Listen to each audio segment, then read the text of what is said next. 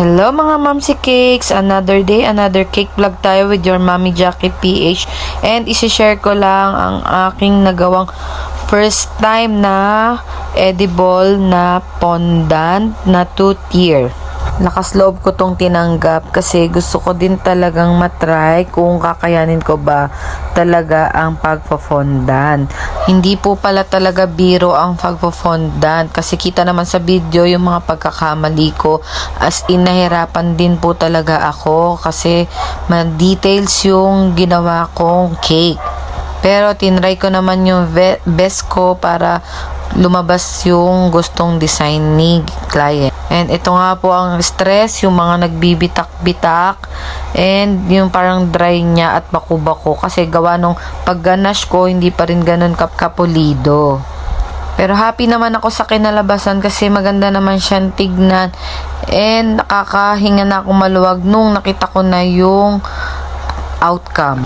Pag sa first timer, siguro mararate ko yung sarili ko at least 7 or 8 at hindi man perfect pero at least na-try natin yung best para mabuo natin ang 2-tier all edible cake. Bali yung mga laruan na yan is galing yan kay client.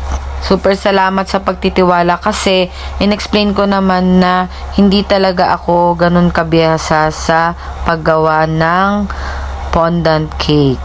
And flex ko lang ang acetate box na nabili ko dati dun sa bakery fair.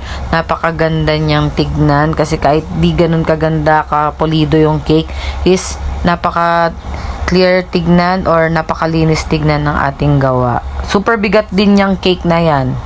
Hindi ko rin ganun siningil kamahal yung cake kasi hindi naman din nga ako pa kaanong maalam sa pagpo-fondant. Tas ito po yung 12 pieces cupcake na kasama po dun sa package na pinagawa niya sa akin. At sobrang thank you rin po sa mga friends, yung mga na-istorbo ko sa pagtatanong ko habang ginagawa ko to. Halos 2 days akong puyat para matapos ito.